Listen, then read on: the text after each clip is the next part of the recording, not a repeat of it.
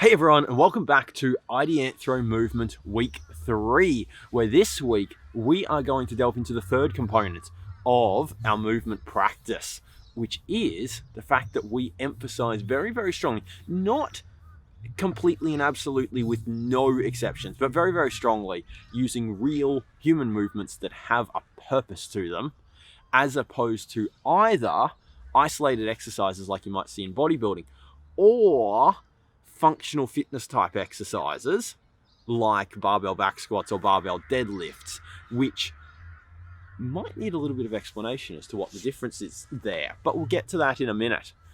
On this particular episode though, we're going to emphasize the fact that we train these real human movements because shockingly they're useful, and neither of the other two styles of movement that I just mentioned, isolated style bodybuilding movements, or what the functional fitness industry does with barbell back squats or barbell deadlifts, neither of them are actually useful.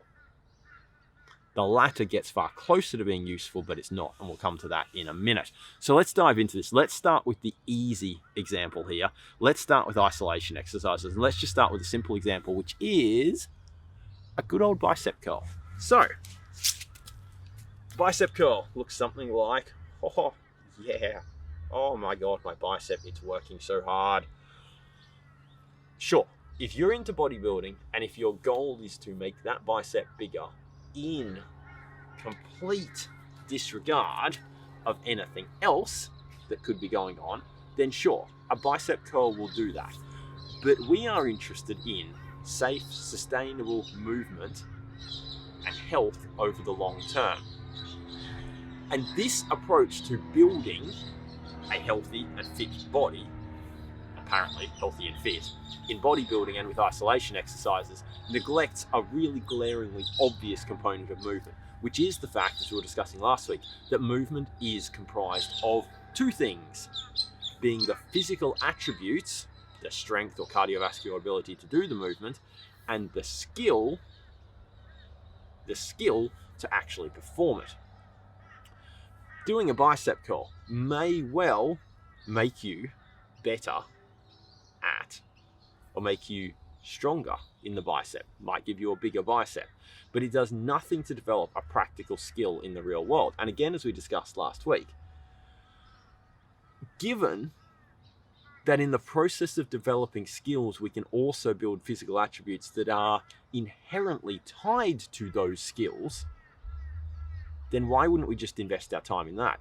The process of building a bicep using an isolated movement is, unless you are specifically a bodybuilder and therefore trying to get bodybuilding goals, which is a specialist and not a healthy long-term outcome. Let's make that really clear. Bodybuilding is not healthy. Bodybuilding ultimately, you can ask physios about this, you can ask chiros about this, bodybuilding ultimately breaks people down and leads to catastrophic movement dysfunction, muscular imbalances, and ultimately pain and injury. So, coming back to the point here, given that we have a choice and we want to get better at moving, and given that movement is comprised of both the building of the physical attributes and skills, and given that working on skills will also build physical attributes that are inherently tied to those skills and therefore work in conjunction with them, it is simply more time efficient to use the real movements that we actually want in the real world to build both at the same time. Now, moving on to the slightly less clear example, which is, why am I appearing to, and actually am, claiming that there's some sort of distinction between real human movement that we train, whatever that is, because I haven't really defined that so well, and something like what the functional fitness industry would do with, say, a barbell deadlift or a barbell back squat or a bench press. Let's look at a simple example here, which I did actually allude to some time ago in these episodes, which is, let's take a deadlift with a barbell. It is no doubt an efficient way to pick a heavy object up off the ground. You've got this beautiful bar that's easy to grip. It's perfectly the right size and shape for your hands. You can get the bar really close to your center of gravity, so it feels as light as it possibly could. You can brace really nicely. You can pick up heavy loads with it. Here's the problem. What might you want to deadlift in the real world? A couch might be an example. Let's look at how that's different. The first thing is, try and bend over and get a grip of the couch that you want to deadlift. Oh look, you're probably going to pick it up underneath the couch, which, not always, but a good chance, might actually be far lower than the barbell is off the ground. So you're not going to get an ideal deadlifting position trying to pick up that couch. Okay, what about when you do bend over to pick it up? What happens to your head? It probably smacks the armrest if you're picking it up from the end. That's not ideal. Now we've got to compromise and get our head out of the way somehow. Okay, what about when we pick it up? Can we actually come up to a nice straight standing position? Possibly not. Possibly the dynamics of the shape of the couch mean that as we come up, if we do want to get into a nice upright standing position, we might need to take a step while under load. That doesn't particularly replicate a deadlift either. And you know what, if you're picking up a couch, if you're deadlifting a couch, maybe you're doing it because someone lost something underneath and they're going to get under and get it out. There's a pretty good chance you're doing it because you're going to move it, which means someone else picked up the other end at the same time, which completely changed the dynamics as well. You can pretty quickly see how a barbell deadlift, while it does resemble deadlifting a couch, which is just an example, it's not really the same thing. There's a similarity there, but if we look at the broad scope of all movements in the real world that could be considered a deadlift, you might have all the different variations of things that fundamentally fit the deadlift pattern, which is hinging at the hip and using the posterior chain, the hamstrings and the glutes to pick something up. You've got all these different varieties depending on if it's a couch picking up, whether you're somehow trying to get a grip under a fridge, whether you're picking your kid up off the ground, whatever the case is. And then within that, there's this tiny little minuscule piece, absolutely tiny little piece, which is deadlifting with a barbell.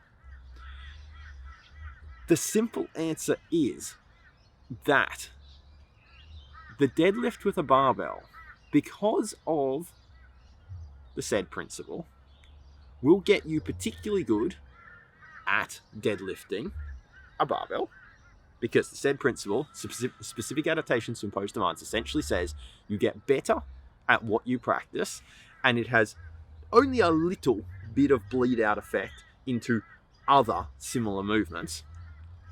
If you get better at deadlifting a barbell, you will get, from a physical attribute point of view, stronger, and therefore in that respect, better to some degree at picking up other odd objects. But when you pick up those odd objects, you'll have to also use movement patterns which are a little bit different. And because of the said principle means you won't have developed those as much as you otherwise would. There's also the skill development point of view, which is if you've always picked up a barbell as your deadlift and you come to pick up something odd, you don't necessarily have any idea of how to change the arrangement of your body position in order to get the optimal position for a couch, or the optimal position for a fridge, or the optimal position for your toddler that's running away from you.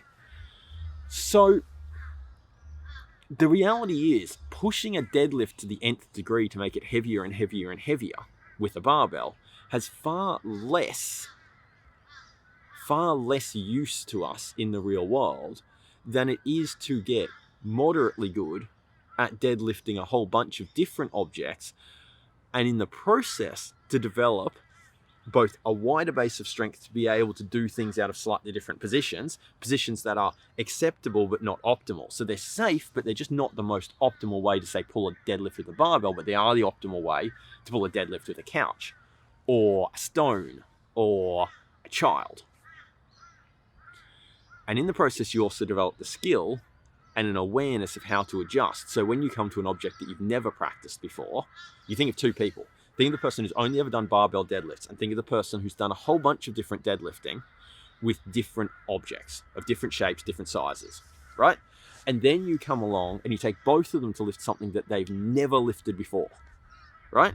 Who do you think is going to find it easier to adapt to lifting that object that neither of them lifted before? The person who's literally only ever lifted a barbell, or the person who's got some experience shifting their positions from couch to giant rock to baby to whatever?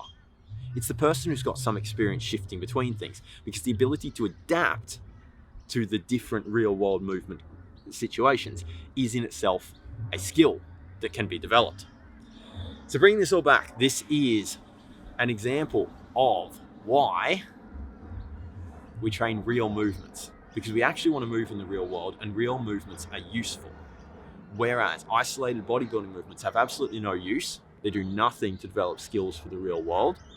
And even, as it turns out, the functional fitness industry and things like barbells, back squats, and deadlifts, while they are definitely closer to the mark, still utterly substantially miss it. They tend to cause us to develop vertically within a very narrow sphere, develop very vertically and very straight, like elite sports, whereas a real world mover wants a far more lateral, a far more horizontal and even development across a whole bunch of different skills. Okie dokie, that is it for this first episode of week 3 here on Ideanthro Movement. If you like this episode, by all means, give us a like or a subscribe or whatever the appropriate equivalent button on the social media network that you have found this video is. If you'd like to find out more, or if you'd like to ask us a question, anything like that, here are a few links for you. You go to ideanthro.com/movement to find out more. You can go to ideanthro.com/connect to get in touch, ask us a question, whatever you want to do. And if you would like to check out our facility in Oxley, Brisbane, Australia, you can go to ideanthro.com/free-trial and we'll let you come down for free and give it a go. Okie dokie. Thanks for tuning in. We'll see you next time.